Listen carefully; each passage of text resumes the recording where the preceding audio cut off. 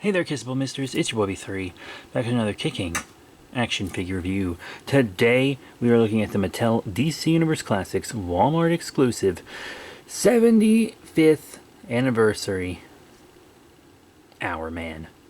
Hourman is a very old DC hero. Extremely old. A Justice Society member. I think a founder, if I remember correctly. And you guys know, I love the Justice Society on this channel, dude. I'm a huge Justice Society fan. I got this guy a while back on eBay for a pretty decent price for this Hourman, especially in package. I wanted him in package specifically because a lot of these 75th anniversary ones that come with the collector's buttons, the loose ones don't have the button, and I did want the button. It's the full Justice Society button. And I'm showing you the package, which I don't usually do in the review itself anymore. I usually do that in the haul videos to kind of give them a little extra something. But I wanted to show this package since Mattel doesn't really make these anymore. It's very nice. I remember this packaging. I remember really liking it, and I still do, with all the characters in the background there. Very nice, you know, 75th Superpowers collector button. I have several of these. Though they don't make DC Universe Classics anymore, I remember them fondly, even though they really weren't the best figures in the world. You can pause and read that if you really want. I have these two, Tyr and Green Lantern. God, I've had them forever. Those reviews are old. I really should have got like Zatanna and Todd Rice and all these others when they were always on clearance at Walmart, but I never did, and I do regret it. And you could build the Ultra-Humanite. I believe his head comes with this one. Pretty cool. This was a really good packaging, and I did like how colorful and stuff it was and everything. Anyway, let's get into it.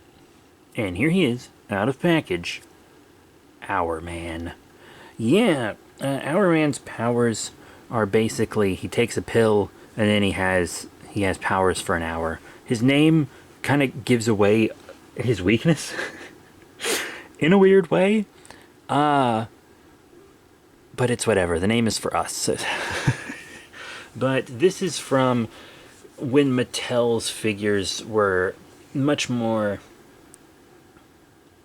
collectible. They were higher quality, and the Hourman is indicative of that. He doesn't have any accessories, but what would you give Hourman? A pill bottle?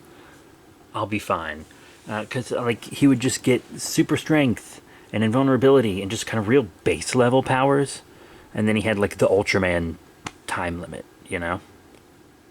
But it's actually a better figure than I was expecting.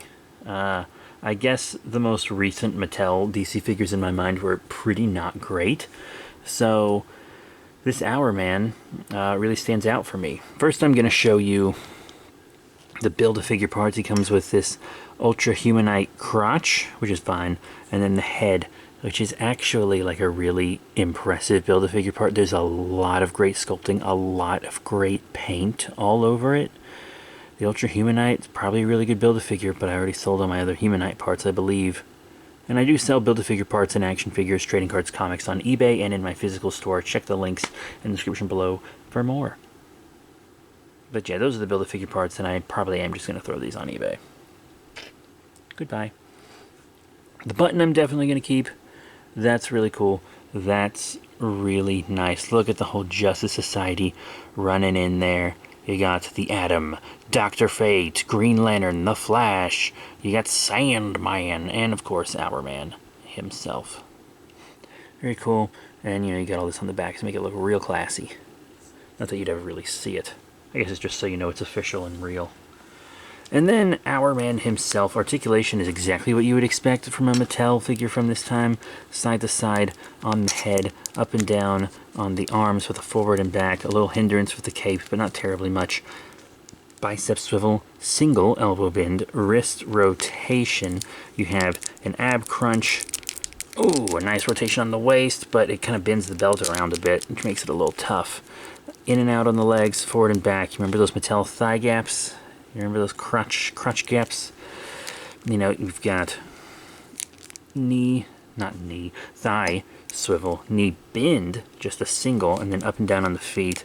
And he has a little bit of an ankle pivot, but I don't think it's sculpted in there. I think it's just the plastic.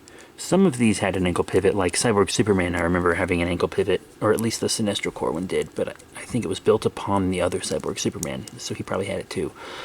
But he doesn't seem to have the built-in ankle pivot, but he does have peg holes on the bottom of the feet. Now, that was pretty standard articulation for Mattel, and they never really super improved it. They tried to do some forward and back on the wrists and stuff, but didn't really work out. So this articulation is incredibly dated. Some of these figures are over a decade old. You know, like I remember getting my first one of these when I was in like high school maybe. Yeah, not too grand. But, you know, as far as these Mattel figures go, he's really not bad. I didn't expect these stripes on the back of the cape. That really surprised me when I flipped him over. So that's cool. You know, this is about what I expected. The belt has some good detail. And the head sculpt is, I think, this one they only used once, and they gave him the collar. It would have been easier to just not do that, but they did. But the real standout detail is his necklace. I guess, I don't know if it's supposed to help him keep track of time. I've only read him on team books. I've never read a solo Hourman story, but I always liked him in team books. But it's just like, it's painted, and it's got an actual string. That's a really good accessory. And you probably can pull it off, like if you just get the string out from under the cowl and stuff, but why would you want to? That's kind of the best looking detail on the figure. It's pretty dope. I dig him. I really dig this guy. A lot.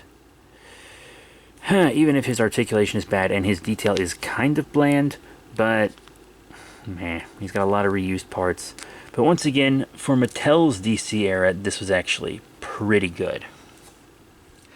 Now, let's do size comparisons. Yes. First up, I'm going to compare him with another Mattel DC figure. I think this one was from DC Unlimited. They rebranded their line so many times it can be hard to remember. But it is a Justice Society member, Hawkman. Specifically, Savage Hawkman from the New 52, who wasn't really in the Justice Society. He was in JLA. Amanda Waller's JLA. But he wasn't in the Justice Society. That being said, they look good together, you know? I think they look fine. This guy came out, I think, when I was in college, maybe? So a few years after the Hourman, I suppose. But I mean, they look good together. Sure, he's got a much more New 52-y, modern-y kind of look than Hourman over here, who's very pulpy. But, you know, I still think they work together.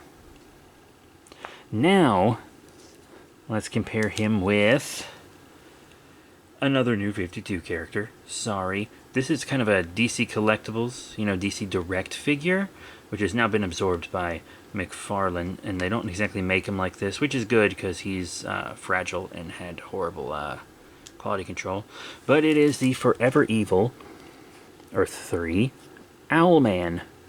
And you can see the proportions don't super work out.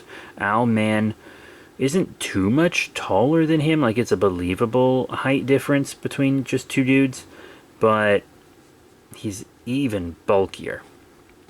Plus, his detail and paint are better. But Mattel's quality control far outpaced DC Collectibles. DC Collectibles figures would just fall apart. And a lot of this guy's joints are just permanently stuck. They don't even move. It was a rough time for DC. You either had kind of blander Mattel.